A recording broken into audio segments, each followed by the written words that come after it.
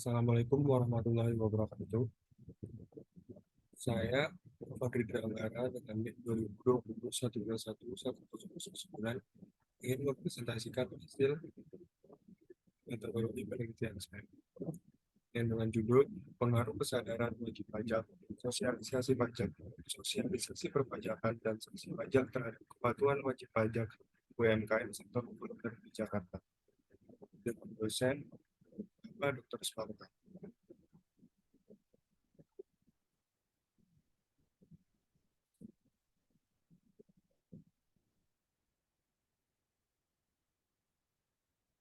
Di sini saya memiliki 3 pembahasan. Di bab 1 ada pendahuluan, di bab 2 ada pinjaman pustaka, dan di bab 3 ada metode penelitian.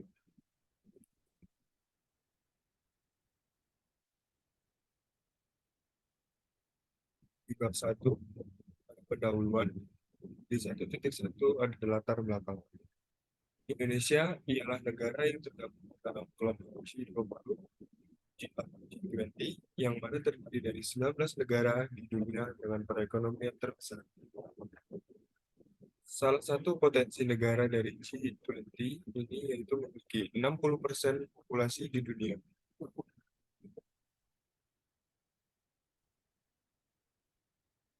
Adapun sebanyak 273,5 juta orang pada 2022 yang tercatat sebagai penduduk Indonesia menurut Databooks tahun 2020. Hal tersebut yang membuat Indonesia menjadi negara dengan populasi penduduk keempat yang paling banyak di G20. Penduduk Indonesia dinilai sangat besar dan Departemen Pajak menyumbang sebagian besar pendapatan Indonesia sehingga mempengaruhi APBN. Jumlah wajib pajak terdaftar pada tahun 2020 sebanyak 46,83 juta, meningkat menjadi 49,82 juta pada tahun 2021. Ini mencerminkan partisipasi masyarakat dalam pembiayaan pembangunan nasional menurut pajakku.com tahun 2020. Oleh karena itu, kelompok pembayar pajak yang besar ini seharusnya dapat meningkatkan penerimaan negara di bidang pajak karena menawarkan potensi pembayaran pajak yang besar.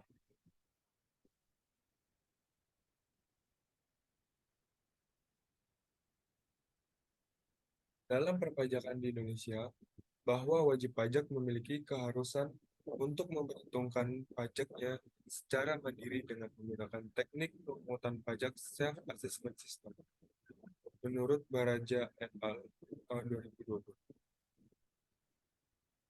bahwa dengan sistem tersebut, maka wajib pajak harus menghitung, membayar, dan melaporkan pajak yang terutang secara mandiri sesuai dengan ketetapan aturan perundang-undangan perpajakan. Maka dari itu, wajib pajak bertanggung jawab untuk menentukan jumlah pajak terutang melalui dokumen surat pemberitahuan atau SPT. Hal ini berarti wajib pajak harus menyadari kewajiban pajaknya tersebut dan memiliki pengetahuan dasar tentang sistem perpajakan supaya sesuai dengan aturan mengenai perpajakan di Indonesia. Self-assessment system itu sendiri ini diperkenalkan di Indonesia untuk membantu peran utama wajib pajak dalam menentukan tingkat pendapatan pemerintah dari Departemen Pajak. Salah satu pendapatan dari Departemen Pajak tunduk pada kepatuhan pajak. Salah satunya adalah Badan UMKM sebagai wajib pajak, wajib memenuhi kewajiban perpajakannya melalui self-assessment system. Mengingat jumlah badan UMKM yang besar, peluang wajib pajak untuk membantu negara dalam meningkatkan penerimaan negara sangat besar. Menurut Kementerian Koperasi dan Usaha Kecil dan Menengah atau UKM, mencatat jumlah UKM di Indonesia akan mencapai 65,46 juta pada tahun 2021. Diketahui pula bahwa UMKM mendominasi sektor kuliner dengan sektor sekitar 60% dari total jumlah UMKM yang ada. Sumber lain juga mengungkapkan bahwa sebagian besar perusahaan dan industri UMKM di Indonesia bergerak di bidang pangan. Apalagi bisnis kuliner merupakan sektor ekonomi yang paling banyak dipilih oleh pelaku UMKM. Berdasarkan data Badan Pusat Statistik atau BPS DKI Jakarta, diketahui terdapat 289.370 UMKM di wilayah Jakarta, menurut fifa.co.id 2021.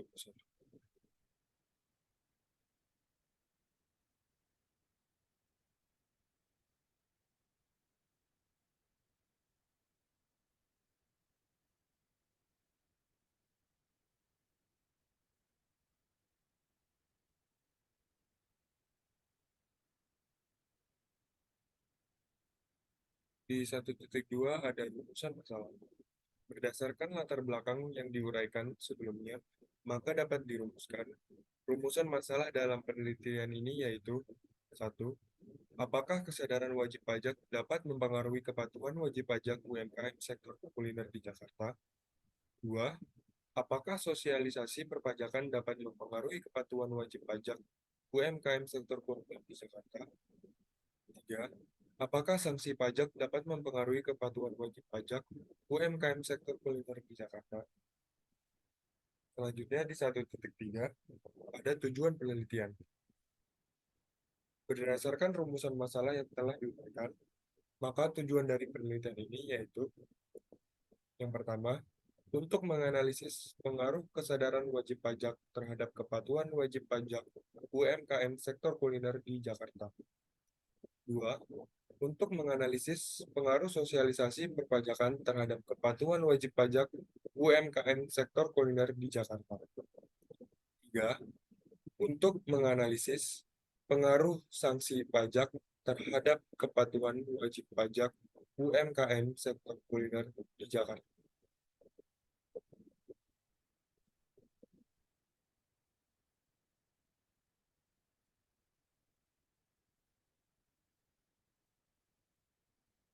Di 1.4 ada manfaat penelitian. Berdasarkan latar belakang dan rumusan masalah di atas, penelitian ini diharapkan dapat memberikan manfaat sebagai berikut. Satu, ada manfaat teoritis. Harapannya bahwa hasil penelitian ini dapat memberikan kontribusi terhadap ilmu pengetahuan di bidang perpajakan, menggambarkan terkait fenomena serta permasalahan yang terjadi dalam dunia perpajakan.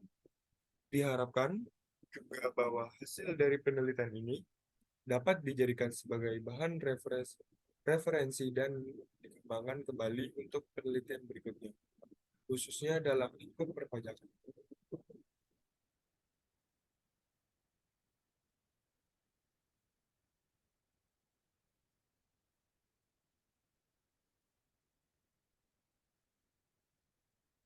Dua, manfaat praktis.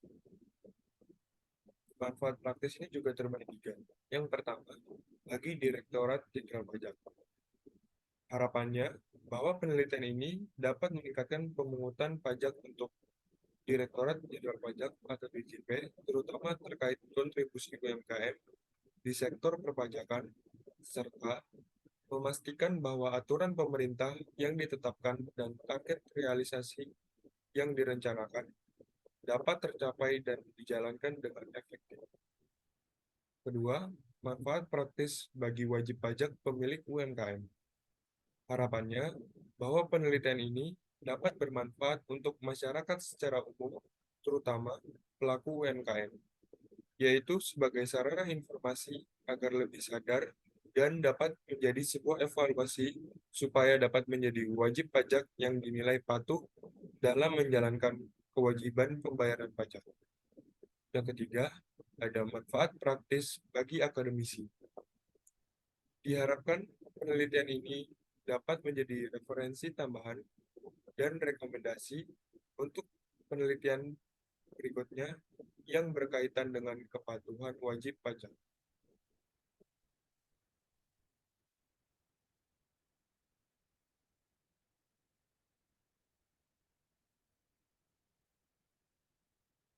Selanjutnya ada bab 2, tinjauan pustaka. Di 2.1 ada landasan teori. Di 2.1.1 kita mengambil teori Planet of Behavior. Theory of Planet Behavior atau TPB berfungsi sebagai landasan teori untuk penelitian ini. Menurut Einstein 1991, definisi teori ini adalah memprediksi niat seseorang bertindak pada waktu dan tempat tertentu. Niat perilaku juga menentukan sikap perilaku individu. Penjelasan tentang teori of planet behavior yaitu bahwa perilaku yang ditunjukkan seseorang dapat timbul dikarenakan terdapat niat untuk berperilaku. Menurut pendapat Edison 1991, niat berperilaku dapat dilihat dari tiga fungsi penentu, antara lain sikap seseorang terhadap perilaku, norma subjektif, dan kontrol perilaku yang dirasakan. Ketiga faktor tersebut dapat digunakan untuk menentukan munculnya niat berperilaku. Adapun antara lain ketiga faktor tersebut dijelaskan sebagai berikut.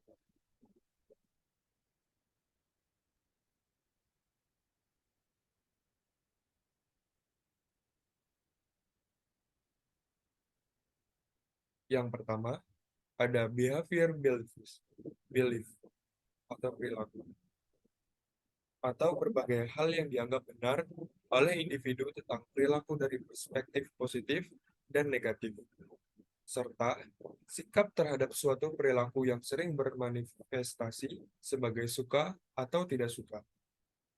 Yang kedua, ada normative belief atau norma subjektif, yaitu persepsi seseorang tentang harapan normatif yang dipegang oleh orang lain yang berdampak pada mereka dan dapat berfungsi sebagai sumber motivasi. Yang ketiga, ada control belief atau kontrol perilaku. Secara khusus, diartikan sebagai pendapat seseorang tentang hal-hal yang dapat membantu atau menghalangi bagaimana dia berperilaku.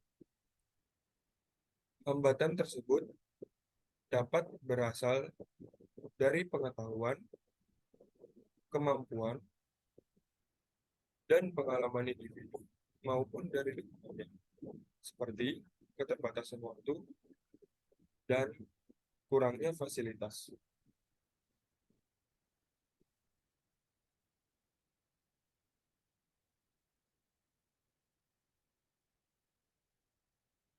Selanjutnya di 2.1.2 saya akan menjelaskan tentang pajak. Pajak didefinisikan sebagai sumbangan yang diberikan oleh individu atau perusahaan kepada pemerintah. Menurut kajian Nila dan Widyati 2021, menjelaskan bahwa pajak dibayar oleh warga negara kepada negara dan wajib membayar sebagai imbalan karena tidak dikompensasi. Pajak digunakan untuk mendanai pengeluaran publik yang dibutuhkan pemerintah untuk menjalankan tugasnya. Pajak adalah pungutan yang dikenakan oleh pemerintah atas barang dan benda untuk mendanai pelayanan sosial, menjamin keamanan, dan memajukan kesejahteraan umum. Pajak harus dibayarkan kepada pemerintah oleh semua warga negara, lembaga, dan organisasi. Menurut Rotimi 2021. Menurut Gani 2020, mendefinisikan pajak sebagai pembayaran wajib yang dipotong dari penghasilan dan harta wajib pajak tanpa memperhitungkan ketidakseimbangan tertentu. Di sisi lain, menurut Olaoye 2017, pajak adalah pungutan wajib yang dikenakan pemerintah kepada masyarakat dan bisnis untuk mendanai fungsi pemerintah tertentu yang sah. Sebagian berdasarkan definisi pajak ini, disimpulkan bahwa pajak adalah kontribusi hukum wajib yang dikenakan oleh pemerintah untuk tujuan pembelanjaan umum dan bukan untuk menghargai layanan tertentu.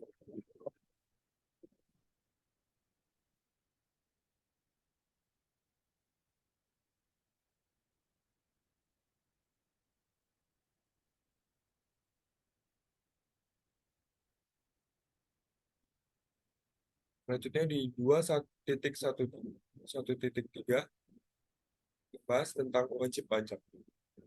Menurut Sumarsan 2017, yaitu wajib pajak didefinisikan sebagai individu atau badan usaha yang membayar, memungut, dan memotong pajak serta memiliki hak dan kewajiban perpajakannya sesuai dengan aturan perundang-undangan perpajakan.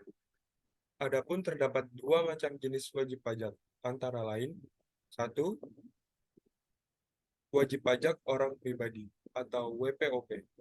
Wajib pajak orang pribadi dibedakan menjadi dua golongan berdasarkan tempat tinggalnya, yaitu WPOP sebagai subjek pajak dalam negeri. WPOP didefinisikan sebagai subjek pajak dalam negeri berdasarkan Undang-Undang Pajak Penghasilan atau PPh Nomor 36 Tahun 2008.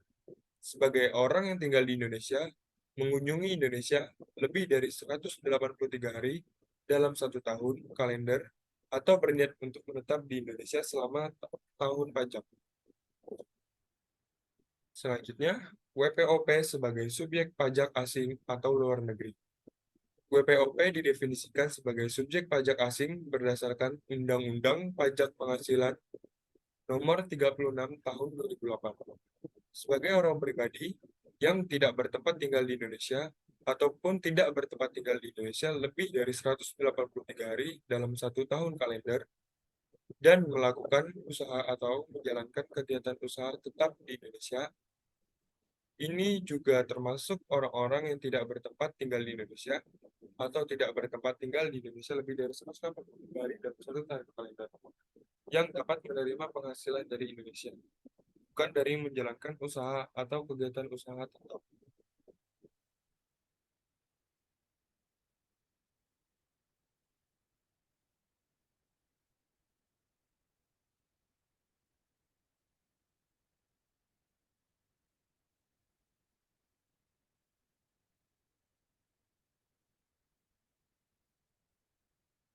Yang kedua, ada wajib pajak badan atau WPB.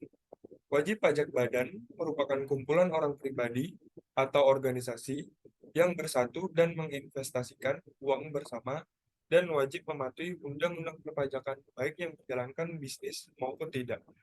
WPB terdiri dari perseroan terbatas atau PT, perseroan komanditer atau CV, perseroan lainnya, badan usaha atau badan usaha negara milik negara atau BUMN, atau badan usaha milik daerah atau BUMD, kongsi, persekutuan, firma, perkumpulan, lembaga, organisasi, koperasi, bentuk badan lain, dan bentuk usaha tetap.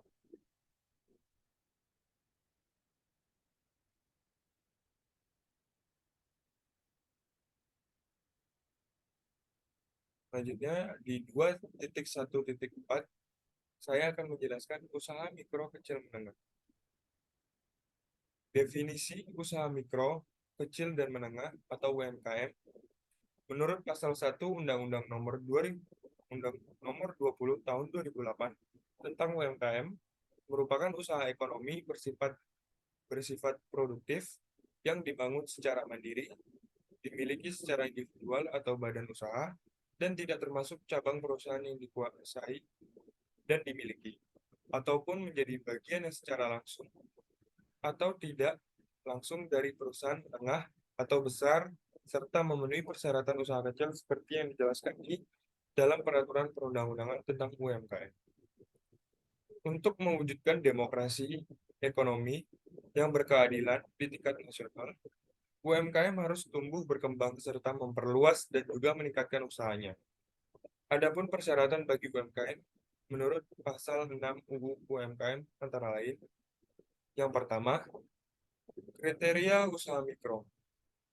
Individu atau perusahaan atau badan usaha dengan omset tahunan tidak lebih dari 300 juta atau kekayaan bersih paling banyak 50 juta, tidak termasuk tanah dan bangunan yang digunakan sebagai tempat usaha.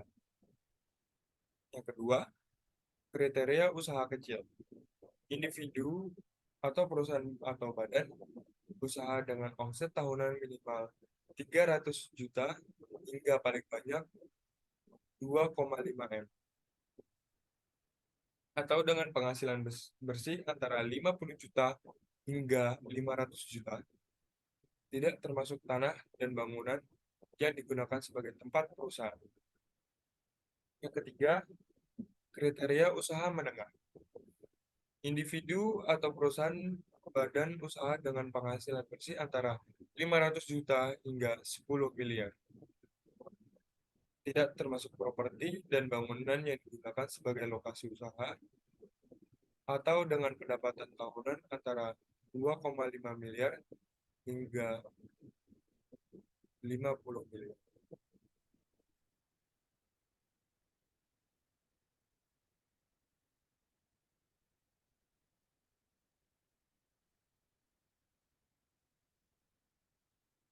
Lima saya menjelaskan tentang pajak UMKM. Seperti yang diketahui, bahwa kewajiban pajak akan berbeda berdasarkan dari status usaha yang dijalankan. Sebagai pelaku pemilik UMKM, pajak yang menjadi tanggung jawab untuk membayar terbagi dalam dua kategori, yaitu pajak bulanan dan pajak tahunan, yang dibayar dan dilaporkan. Adapun kewajiban pajak UMKM yaitu antara lain pajak bulanan.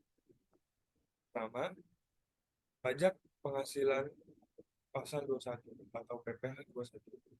PPh 21 harus dipotong dari semua gaji, tunjangan, tunjangan, honorarium, upah, dan pembayaran apapun nama atau bentuknya, yang masih berkaitan dengan jasa, pekerjaan, atau kegiatan lain yang dijalankan oleh wajib pajak dalam negeri pekerja. Jika UMKM mempunyai pekerja yang diperhitungkan, di antara mereka harus yang dikenakan pajak.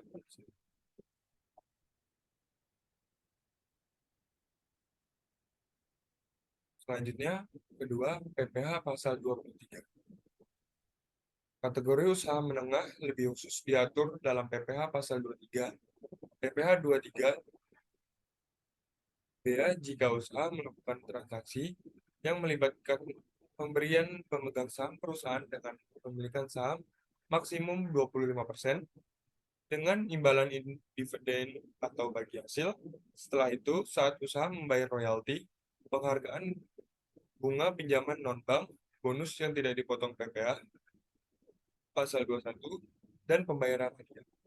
Pembayaran kompensasi yang berkaitan dengan jasa teknis, jasa konstruksi, jasa manajemen, jasa konsultasi, dan jasa lainnya diatur dengan Peraturan Menteri Keuangan Nomor 141 garis miring PMK titik 03 garis miring 2015. Apabila perusahaan membayar sewa penggunaan barang, sehingga pelaku usaha yang melakukan transaksi PPh 23 harus melakukan pemotongan pajak, baik dari wajib pajak badan dalam negeri maupun wajib pajak orang pribadi.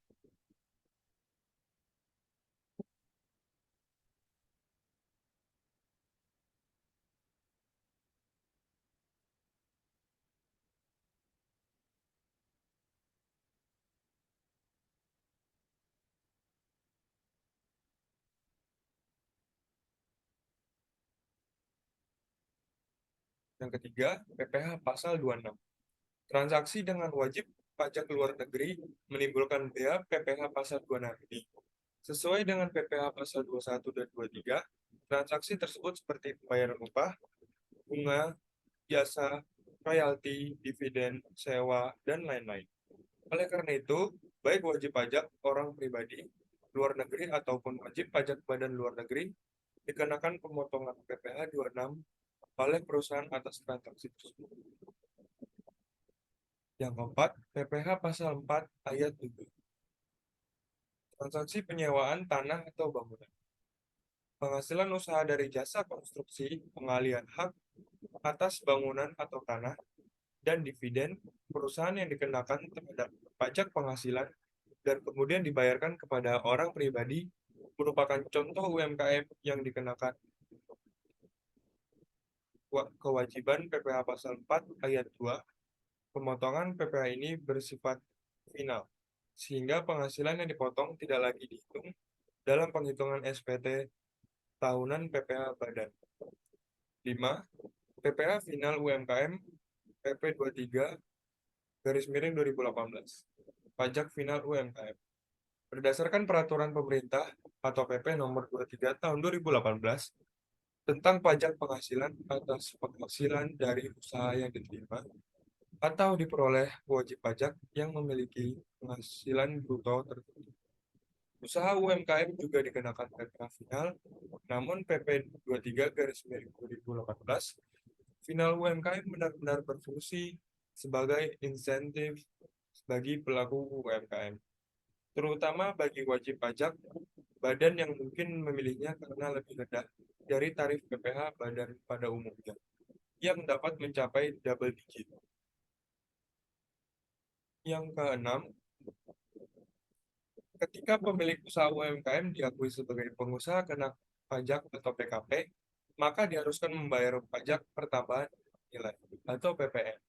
Wajib pajak badan dan wajib pajak pribadi pengusaha dapat memilih untuk mengikuti PKP walaupun penghasilan bruto tahunan mereka kurang dari 4,8 miliar.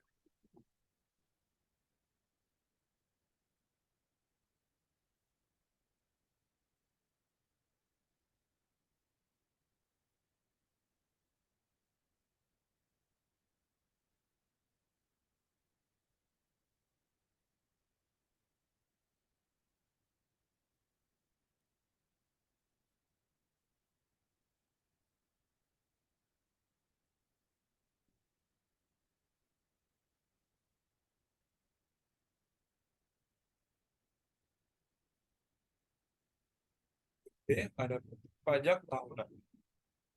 Yang pertama, PPh badan. UMKM yang termasuk dalam kategori pengusaha dengan usaha menengah dikenakan pembayaran pajak penghasilan badan tahunan atau angsuran bulanan berdasarkan pasal 25 Undang-Undang Pajak Penghasilan atau PPh. SPT tahunan yang digunakan baik untuk wajib pajak orang pribadi dan badan sama dengan SPT tahunan ditetapkan oleh subjek pajak.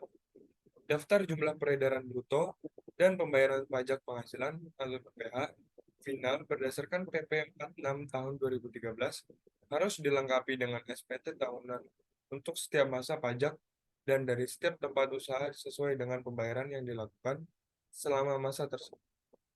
Mengikuti pedoman peraturan perpajakan yang relevan akan menghasilkan pelaporan langsung atau elektronik. Namun, terkhusus untuk WPOP, hanya dapat memakai SPT tahunan dengan jenis 1770, tidak boleh menggunakan 17710S atau 1770SS menurut pajak.go.id 2022.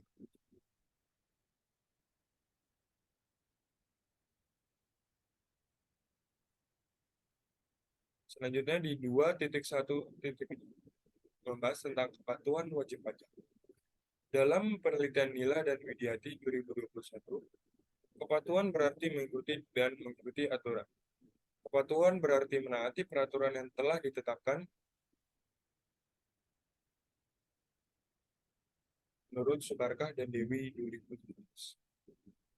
Kepatuhan pajak mengacu pada perilaku wajib pajak dalam memenuhi kewajiban perpajakannya dan menjalankan haknya berdasarkan peraturan perundang-undangan perpajakan AR Sari dan Rezeki 2021.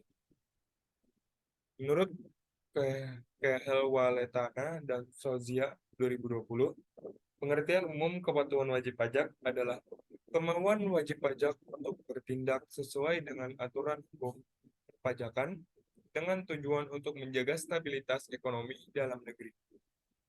Berdasarkan penjelasan tersebut, maka dapat ditarik kesimpulan yaitu kepatuhan wajib pajak ialah kesediaan dari wajib pajak untuk bertindak sesuai dengan aturan undang-undang perpajakan dalam melaksanakan kewajiban perpajakannya dan menggunakan haknya dengan tujuan untuk menjaga stabilitas ekonomi negara. Menurut Meryl Yana dan Saifur Rahman 2017, bahwa indikator yang digunakan untuk mengukur kepatuhan wajib pajak yaitu mengisi formulir dengan benar, lengkap, dan jelas. Tidak menerima surat teguran, melakukan perhitungan dengan benar, melakukan pembayaran tepat waktu, dan melakukan pelaporan tepat waktu.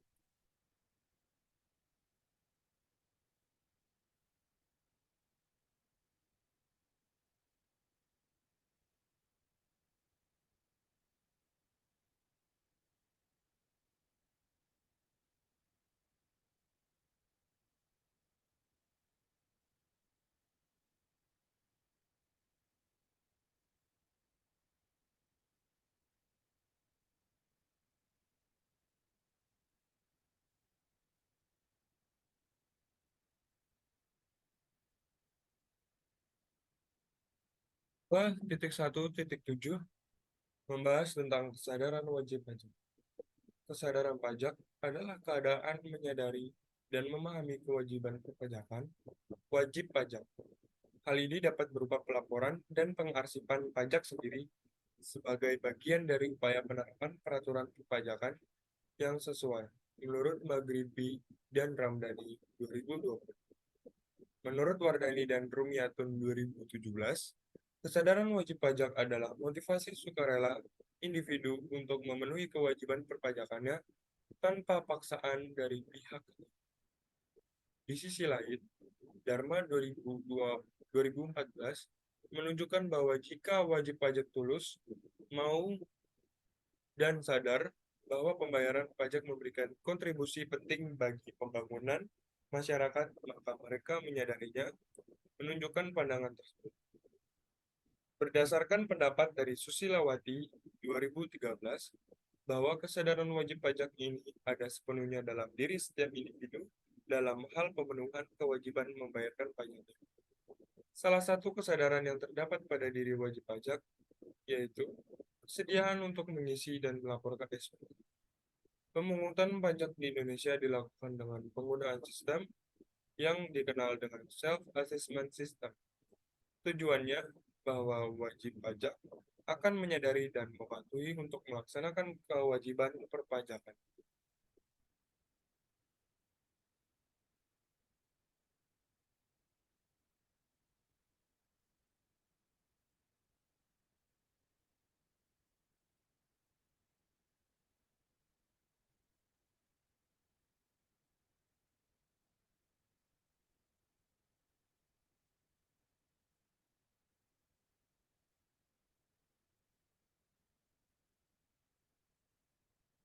Di 2.1.8 membahas tentang sosialisasi perpajakan.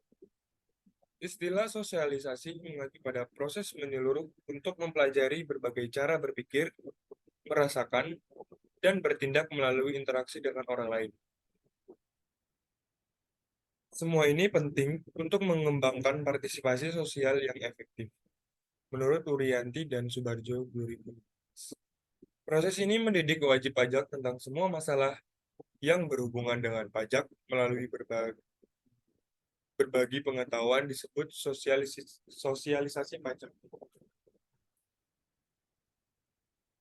Menurut Surat Edaran Dirjen Pajak Nomor SE Strip 98 garis miring PJ garis miring 2011 disebutkan bahwa sosialisasi perpajakan yaitu sebuah proses dan upaya penyebarluasan informasi perpajakan yang berguna untuk dapat menambah wawasan, kemampuan, dan perilaku masyarakat supaya memotivasi masyarakat agar memahami, peduli, sadar, serta berpartisipasi untuk memenuhi kewajiban perpajakannya.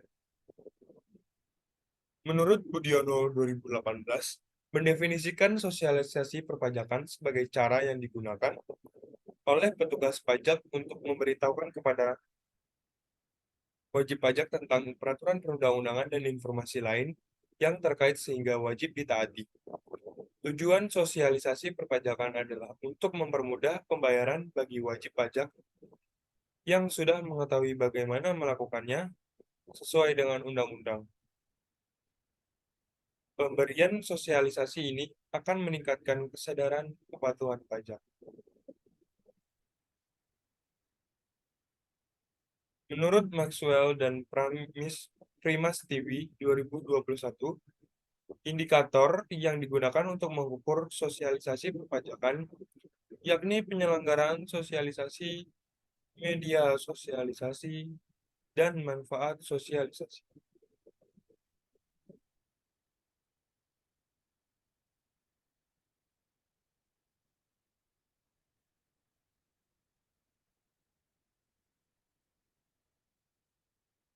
Di 2.1.9, kita membahas tentang sanksi pajak. Ketentuan umum dan tata cara pengaturan perpajakan termasuk sanksi perpajakan ditetapkan dengan undang-undang. Karena penalti adalah hukuman negatif bagi mereka yang melanggar aturan, sanksi pajak adalah hukuman bagi mereka yang melanggar aturan dengan membayar pajak dengan uang. Sanksi harus dijatuhkan sesuai dengan peraturan dan ketentuan yang berlaku. Penggunaan sanksi dipandang sebagai pelajaran bagi pelaku pelanggaran pajak. Oleh karena itu, wajib pajak diharapkan untuk mengikuti dan mematuhi undang-undang perpajakan. UU UU HPP mengubah dua ketentuan rezim sanksi UU SRC. Sanksi pemeriksaan dan wajib pajak yang tidak menyampaikan SPT. Ini termasuk keputusan banding dan rekomendasi dari pengadilan ke Departemen Umum Perpajakan, serta sanksi yang terkait dengan sengketa hukum. Selain itu, undang-undang ini mengubah tingkat keparahan kerugian nasional. Pemerintahan dan DPR juga sepakat untuk memangkas sanksi pemeriksaan dan persentase wajib pajak yang tidak melaporkan SPT atau melakukan pencatatan yang baik dari semula 50% dan 100% menjadi 75%. Dan suku bunga acuan ditambah uplift faktor 20% melalui buku HPP. Kemudian, dari semula ditetapkan 100% dan 50%, sanksi keberatan dan banding diturunkan menjadi hanya 60% dan 30%. Selain itu, sanksi diubah mengikuti tindakan hukum meskipun keberatan dan putusan pengadilan selanjutnya mendukung persyaratan izin.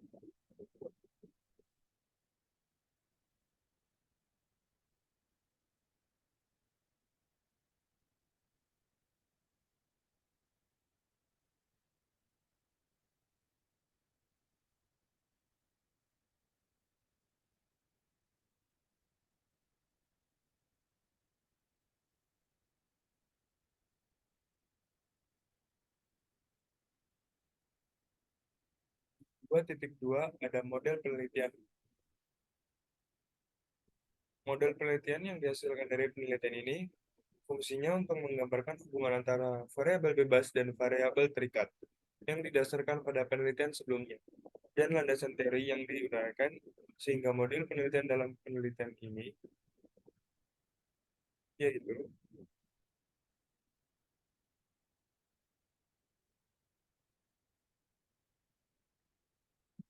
kesadaran wajib pajak sebagai hipotesis satu, menuju kepatuhan wajib pajak, sosialisasi perpajakan, hipotesis kedua, dan di hipotesis tiga ada sanksi pajak yang mencakup di kepatuhan wajib pajak. Di 2.3 hipotesis, di 2.3.1 pengaruh kesadaran wajib pajak terhadap kepatuhan wajib pajak. Hal ini sesuai dengan Theory of Planned Behavior yang sesuai untuk mengungkapkan tentang sikap wajib pajak dalam hal menjalankan kewajiban membayar pajak. Biasanya, sebelum melakukan suatu hal, seseorang akan yakin terhadap hasil yang nantinya akan didapatkan. Setelah itu, orang tersebut akan menentukan apakah akan menjalankan atau tidak, sama halnya pula dengan kesadaran wajib pajak yang berkaitan dengan hal ini. Wajib pajak yang sadar pajak akan meyakini kepentingan untuk melaksanakan kewajibannya dalam rangka mendukung pertumbuhan dan pembangunan nasional atau behavioral belief. Berdasarkan penjelasan di atas, sehingga dapat ditarik kesimpulan bahwa kesadaran wajib pajak diperkirakan akan berdampak pada kepatuhannya dalam melaksanakan pembayaran. Oleh karena itu, dapat dirumuskan hipotesis yang akan digunakan yaitu kesadaran wajib pajak berpengaruh positif terhadap kepatuhan wajib pajak.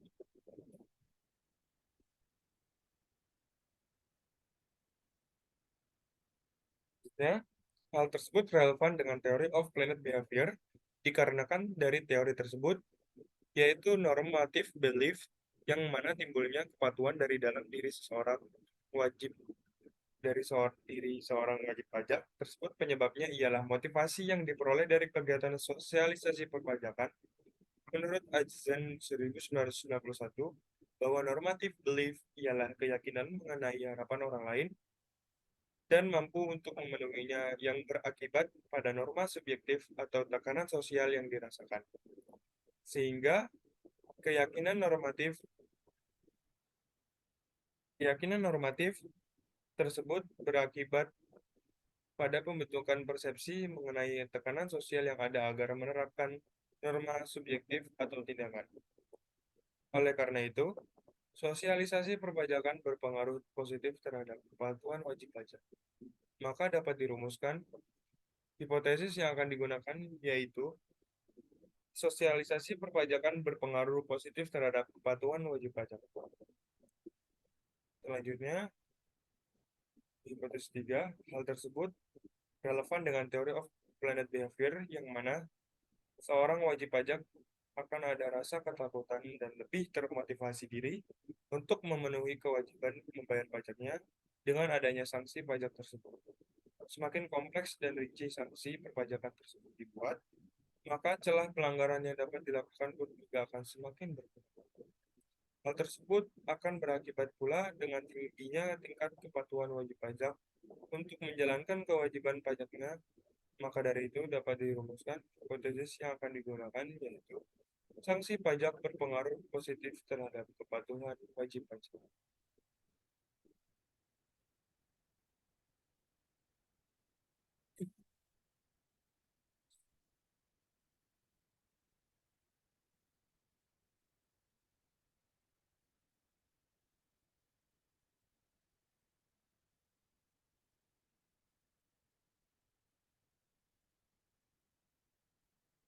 Selanjutnya, kita memasuki bab 3, metode penelitian. Di 3.1, definisi operasional dan pengukuran variabel. Di 3.1.1, definisi operasional. Adapun definisi operasional masing-masing variabel yang diteliti dalam penelitian ini antara lain variabel dependent atau variabel. Dalam penelitian Sugiono 2020 menegaskan bahwa variabel terikat akan terpengaruh apabila terdapat variabel prediktor. Variabel dependent pada penelitian ini ialah kepatuhan wajib pajak. Dan yang B, variabel independen atau variabel X. Dalam penelitian Sugiono 2020 menegaskan definisi variabel independen merupakan variabel stimulus yang berdampak pada variabel dependen. Adapun dalam penelitian ini menggunakan variabel independen antara lain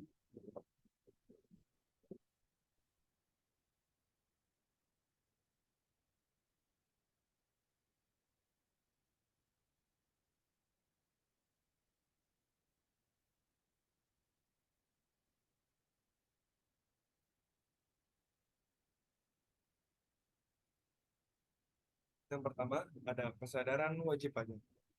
Kesadaran wajib pajak adalah kondisi wajib pajak yang sadar dan paham atas kewajiban dan cara melaporkan dan menetapkan pajaknya sendiri sebagai bagian dari upaya untuk melaksanakan peraturan perpajakan yang baik menurut Maghribi dan Ramdhani 2022. 2. Sosialisasi perpajakan. Sosialisasi perpajakan merupakan proses belajar tentang bagaimana memahami, menindaklanjuti, dan mempertimbangkan terkait suatu isu yang dimana hal tersebut sangat krusial untuk mewujudkan partisipasi sosial yang baik, menurut Wardani dan Wati 2000. Ketiga, sanksi pajak. Sanksi pajak merupakan jaminan mengenai ketetapan dari aturan undang-undang perpajakan yang akan dipatuhi dan juga sebagai tindakan preventif untuk memastikan bahwa wajib pajak tidak melakukan pelanggaran dari aturan perpajakan menurut Mardiasmo 2018.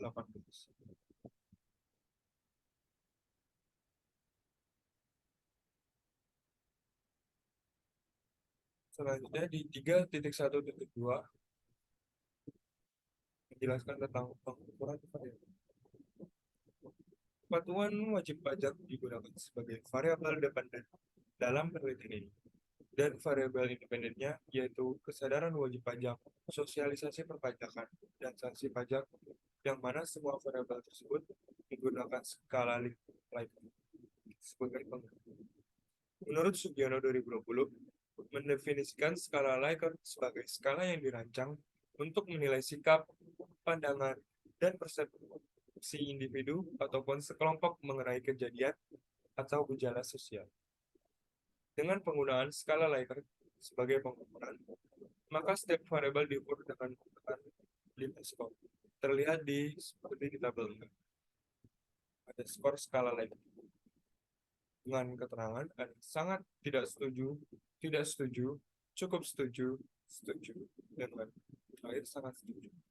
Dengan skor diurut dari 1 hingga 5. Ciri khas dari skala Likert ini yaitu apabila skor yang didapatkan seseorang responden semakin tinggi, artinya bahwa sikap yang dimiliki oleh responden tersebut semakin positif pada objek yang diteliti.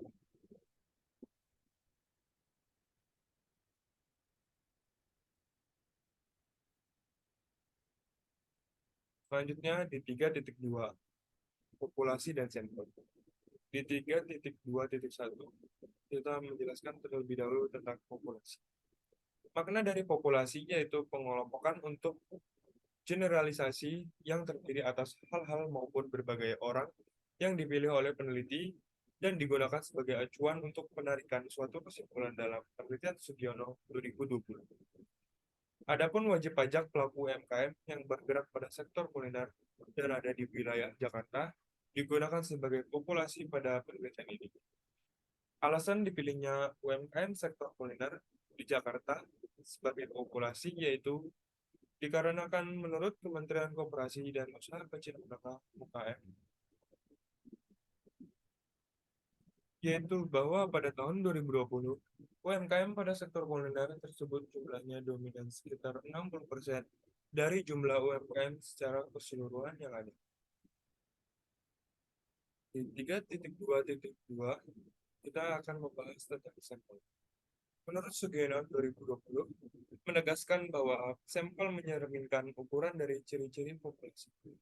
Teknik pengambilan data non-probability sampling digunakan pada penelitian. Dengan jenis purposive sampling, yakni pengambilan sampel dengan mempertimbangkan berbagai hal tertentu. Digunakannya metode ini tujuannya untuk memperoleh sampel yang sesuai dengan penelitian, dikarenakan sampel yang dipilih yaitu wajib pajak, pemilik UMKM, sektor kuliner yang tersebar di wilayah Jakarta. Berikut ini adalah kriteria khusus dalam menentukan sampel pada penelitian. Di antaranya, yang pertama, pemilik usaha UMKM minimal sudah berjalan 1 tahun. Kedua, UMKM yang telah terdaftar pada Dinas PPK UMKM Jakarta. Yang ketiga, UMKM dengan omset bruto di bawah 4,8 miliar dalam setahun sesuai dengan perubahan UU HPP tahun 2021.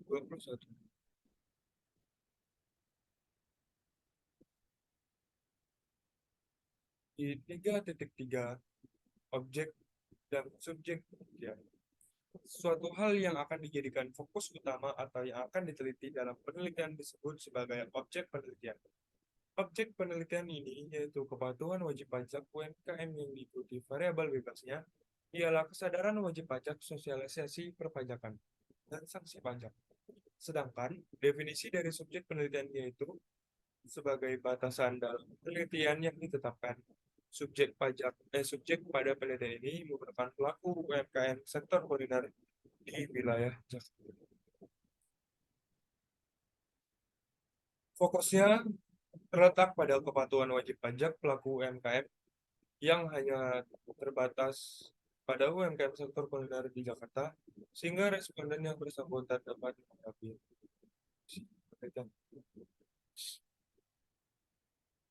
Di 3.4 ada teknik pengumpulan data. Di 3.4.1 yaitu jenis data.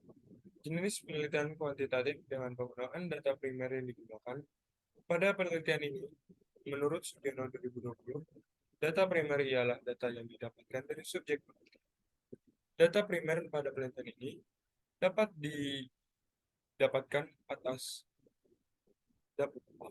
atas yang kuesioner yang terdapat berbagai indikator terkait berbagai faktor yang berikut, yaitu kesadaran wajib pajak, sosialisasi perpajakan, sanksi pajak, serta kepatuhan wajib pajak.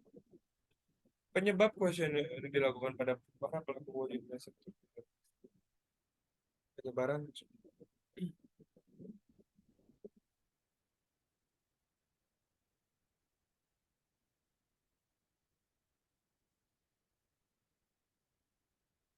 di 3.4.2 sumber data dan pengumpulan.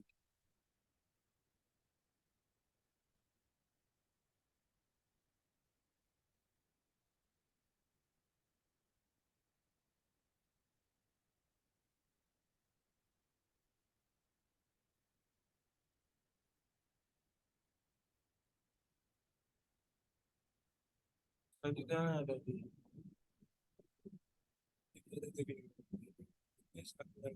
teknik analisis data. Penggunaan structural equation modeling SEM dengan aplikasi partial least square atau PLS, serta alat olah data yang dipakai yaitu software Smart PL versi 3.0 dan Microsoft Excel digunakan sebagai teknik analisis data untuk dilakukan pengujian terkait hubungan antara variabel dengan anggapan bahwa semua ukuran varian ini membantu untuk menjelaskan. Di 3.5.1 analisis statistik deskriptif. Menurut Sugiono 2020, definisi dari statistik deskriptif ini adalah analisis yang menyajikan ringkasan data dikumpulkan tanpa mencapai kesimpulan yang luas. Artinya bahwa analisis ini digunakan dalam penelitian ini yang tujuannya tidak hanya memberikan kesimpulan dari populasi atas sampel yang digunakan, namun digunakan untuk memberikan deskripsi atas data sampel. Di 3.5.2 membahas tentang outer model atau model tujuannya model pengukuran yaitu untuk dilakukannya pengujian mengenai sejumlah indikator variabel manifest dengan variabel latent dan tujuannya untuk mengukur validitas dan reliabilitas dari suatu. Yang pertama ada uji validitas. Pengujian ini tujuannya untuk mengetahui keabsahan suatu data dari kuesioner. Data dari kuesioner dinilai valid jika pernyataannya tersebut telah mengungkapkan atas sesuatu yang digunakan sebagai pengukuran oleh kuesioner. Uji reliabilitas. Definisi dari reliabilitas secara umum yaitu rangkaian sejumlah penilaian untuk penilai validitas atas item pernyataan. Tujuan pengujian validitas atas item pernyataan ini yaitu sebagai pengukur tingkat konsistensi alat ukur terhadap sebuah konsep maupun konsistensi responden dalam menjawab setiap pertanyaan.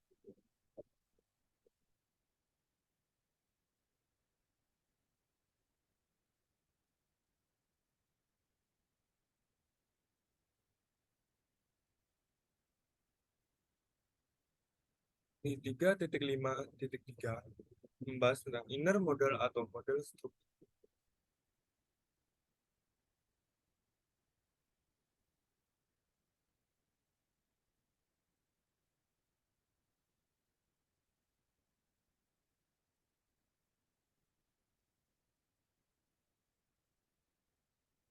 Inner model digambarkan melalui hubungan antara variabel latent atas dasar dari teori substantif uji R-square untuk variabel dependen, uji Stone-Geser Chi-square Untuk memprediksi relevansi, uji T dan signifikansi koefisien parameter jalur struktural digunakan untuk menilai model struktural R model struktural.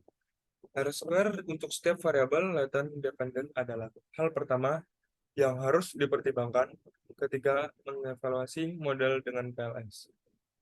Interpretasi identik dengan interpretasi regresi.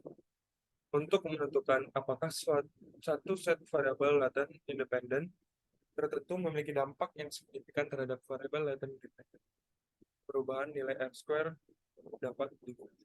Menurut Ghazali 2012.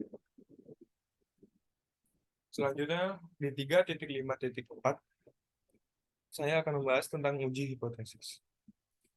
Analisis Full Model Structural Equation Modeling atau SEM dengan menggunakan Smart PLS digunakan untuk menguji hipotesis. Dalam model keseluruhan, Structural Equation Modeling atau SEM tidak hanya mendukung teori tetapi juga memperjelas apakah ada hubungan antara variabel laten menurut Ghazali 2015 dengan melihat nilai estimasi koefisien selama pengujian inner model dilakukan untuk menguji hipotesis. Jika nilai statistik T untuk menguji hipotesis melebihi T-table 1,96, maka dapat dikatakan diterima atau terbukti.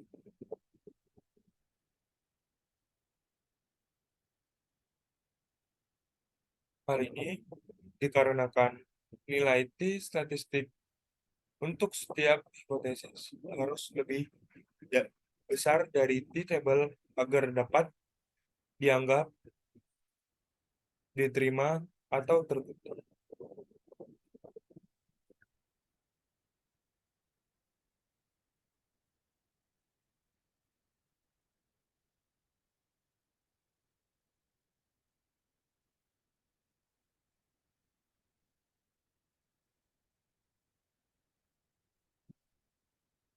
Terima kasih. Sekian presentasi metodologi penelitian yang saya lakukan. Wassalamualaikum warahmatullahi wabarakatuh.